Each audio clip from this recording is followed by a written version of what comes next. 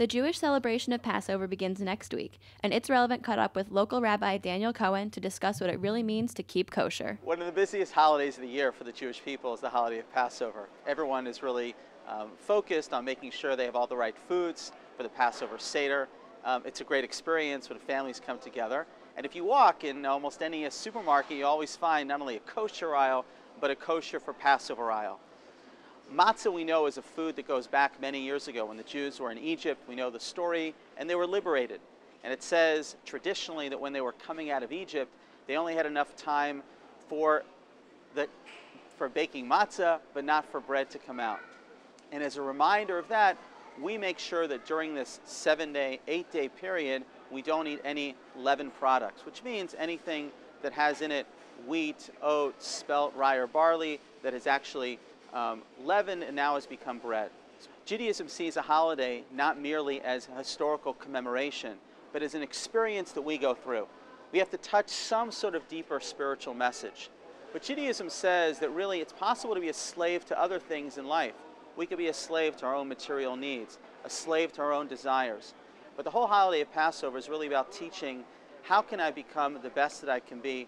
How can I be a free person, not to my body, but rather to my soul? A lot of the Passover foods are made under special supervision. So they make sure that there's absolutely no grains that come in there, and it doesn't have what we call chametz. Chametz is actually literally the food, a term that speaks about bread products within it.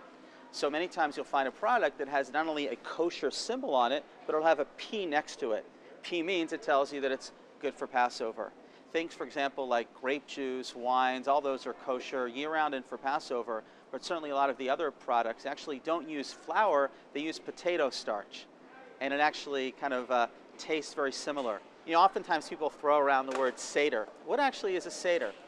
If you actually look in the Bible, in the book of Exodus, it says that every community has a responsibility to tell over the story of the Exodus from Egypt. What were the miracles? How are we taken out of slavery? What's God's presence in my life? So many years ago, it would actually just be a grandfather who sat down next to a grandson and said, okay, this is what happened. But then over time, there developed what's called a Haggadah. Haggadah is actually a book that everyone has. Maxwell House has made it famous, the Maxwell House Haggadah, that actually walks through everything that needs to be done. The word seder means order. It means you can't just come to your meal and actually just say, where's the food? Let's start eating. There has to be an order and a process. So the seder really is about going through different steps. Steps of making a blessing over wine. Steps of eating the matzah. The 4 questions. Telling the story. It's a night where we have a lot of show and tell. You know, in any faith, and certainly in Judaism, there's a notion of what am I receiving from my ancestors and what message do I want to give to my children, give to my grandchildren. And these are all just symbols to help us get a little more in touch with God's beneficence in our life and also making sure that everyone really appreciates the message of the holiday. One of the main messages of the holiday of Passover is this idea of sanctifying time. You know, we live in a world that actually has so many time-saving products, but at the same time we feel we have absolutely no time for anything. And Judaism says that make sure that you remove the slave mentality. You know, you can be a slave to Pharaoh in Egypt over 3,000 years ago, but you can also be a slave to your BlackBerry. You can be a slave to, you know, the TV around you because you don't actually use time for a holy purpose. That is also one of the messages of Passover. Because you know what separates chametz from matzah? Just 1 minute. It's flour and water. If you bake it within 18 minutes, it's matzah. If you allow it to bake longer, it turns into chametz. Hence you have the 18-minute matzah. Now 18 we know is a holy term. 18 means chai, life. But it also sometimes tells us that just 1 minute, you choose to do something, you choose not to. Are you distracted or are you engaged and present in the moment? That sometimes can make all the difference in the world between life and death. So one of the holidays of Passover, when you eat your matzah, is to think about how am I sanctifying time? Time is in our hands, the gift from God to hopefully make the most of it. The rabbi that's here Yes. and I were discussing kosher for Passover Right. oil. I don't want to use olive oil because I don't want the flavor. Yeah. You know, so I said canola oil, and he said no, it's not kosher for Passover.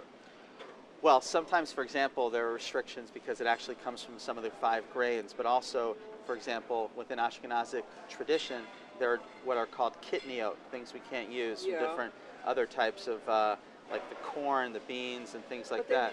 they allow quinoa, which is the grain. So quinoa actually is a later product actually that is not by most authorities come under. It was not a part of the original decree. That's why it's permitted actually. Yeah. What you see here are all square boxes. These are all machine-made matzah. But many people at their seder like to use what's called handmade matzah. That's actually a round matzah. And whatever you use at your seder is fine.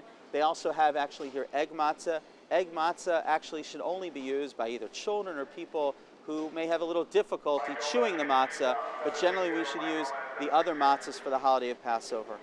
Eating matzah is not just at the seder night.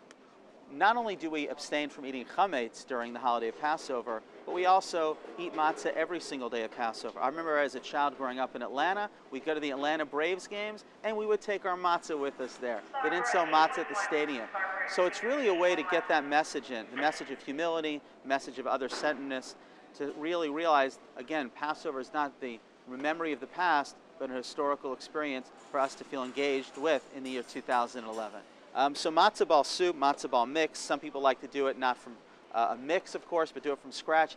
Everyone has their own secret recipe. And I can tell you, certainly in my own home, when you go in the house and you start smelling the matzo ball soup, you know it's time for the seder. One of the things we actually do at the seder is not only eat matzah, but we also eat romaine lettuce, we eat bitter herbs, we eat horseradish. That's a component of it to re-experience the Exodus as well. What brings difficulty in my life today? How am I going to transcend it? When you go into the aisles, you'll see there's a lot of vegetables as well. The reason why you have a lot of vegetables here is not that all these vegetables are actually used necessarily at the Seder, but they also require special supervision for Passover. Because we have to make sure there's no grains that get in. And many companies, they'll process a lot of things on the same line that they'll process vegetables. So therefore, if they're canned, it's one thing to go into the fresh aisle. Fresh aisle, you can get what you need. That's not an issue. But when it comes to canned products, we have to make sure they actually have special Passover supervision to make sure there's no chametz, no grain products that are in there that could actually be problematic on the holiday.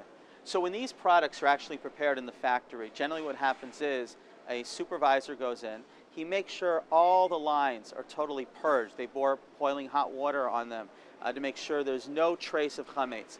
And then they process this. So you know when you're getting this product, it's totally not only kosher, but also kosher for Passover. None one of the products that you'll find actually at every Seder table is wine or grape juice. In fact, normally in Judaism we only have 1 cup of wine, but on the holiday of Passover we have 4 cups of wine. So if you can't take wine, you can use grape juice. But what's the whole idea behind using the wine or the grape juice? Wine and grape juice are also symbols of freedom. It's a way for me to step back a little bit, really to appreciate and enjoy life. But it's also about making sure that we make blessings over things. Make sure that we're grateful to God for everything that we have. That wine can either bring life or bring death. If somebody drinks too much of it, you can, God forbid, become intoxicated, do crazy things. But Judaism teaches us, and our religion says, you have to make sure to sanctify all the things that God gives us for life. That's one of the reasons why we use the grape juice at the Seder. 4 cups of freedom, and make sure we use it to enjoy and to maximize life. When I was growing up in Atlanta, you had to only drink Coke. The question is, what makes something kosher for Passover, particularly like a soda? So one of the restrictions of Passover is that not only can you not have any one of the grains, but also there is a restriction against having anything that is what are called kitniot, different beans, legumes. In that is corn. Corn syrup is a problem. So the way actually they make the kosher for Passover sodas, and actually this originated in Atlanta. There was a rabbi there who was the only person who actually knew the secret recipe for Coca-Cola other than the corporation, because he had to make it kosher, was to do a special line where they take out the corn syrup and they put in sugar for the special kosher for Passover sodas. They've come up with almost everything. If you can't have Cheerios, you can have Crispios.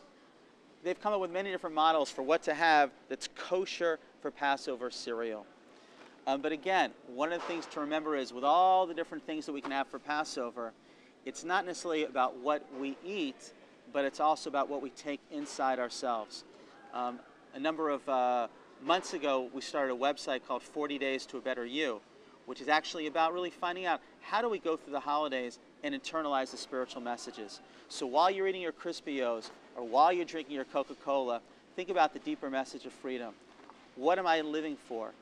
What am I enslaved to today? How can I bring more freedom to the rest of the world? And God willing, this Passover, and not only be a celebration for you sitting around the seder table, but also hopefully herald a better time for the entire world speedily in our days. Happy Passover. The rabbi says that if anyone is seeking to attend a seder, they should get in touch with him at congregationagudathshalom.org.